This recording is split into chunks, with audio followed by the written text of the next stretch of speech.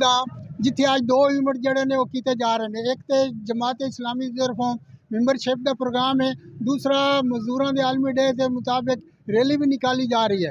तो इस हवाले नाल मैं अली साहब नाल गल करांगा कि मैंबर शादी जी तुहाडी हो रही है, ये क्यों हो रही है?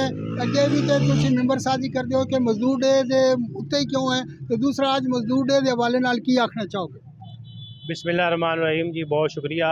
अज असी पूरे मुल्क की तरह लालियां विच भी जमात इस्लामी के अमीर हाफिज नीमर रहमान साहब की हदायत से मैंबर साजी मुहिम का बकायदा आगाज़ किया और असी ये कैंप लगाया और असी लालियां की आवाम को अपना मैंबर बना रहे हैं। और मैंबर इस सिलसिले में बना रहे हैं भी हुण जनाब 80 साल हो गए जेड़े साडे मुल्क के हुक्मरान मुसलत हैं, वो ना इस कौम के कोई खैर खान ना इस मुल्क के खैर खान। पाकिस्तान हुण ऐसी ईमानदार क्यादत की ज़रूरत है जिहड़ी कि क्यादत जमात इस्लामी के अलावा किसी को मौजूद नहीं है।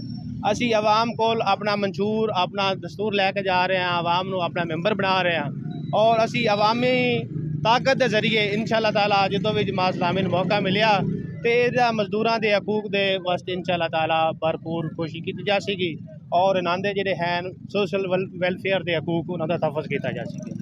और मैं आज इस मौके पर मजदूर डे के मजदूरों खराज तहसीन पेश करता हूँ। बहुत शुक्रिया। अली साहब यह भी दसो कि रोज़ बरोज़ जड़ियाँ पेट्रोल डीजल दी कीमतां ने महंगाई का तूफान खड़ा होया कि मजदूर तबका अपने दो वक्त की रोटी तो मजबूर है तो जमात इस्लामी इस मौके पर कितने खड़ोती है?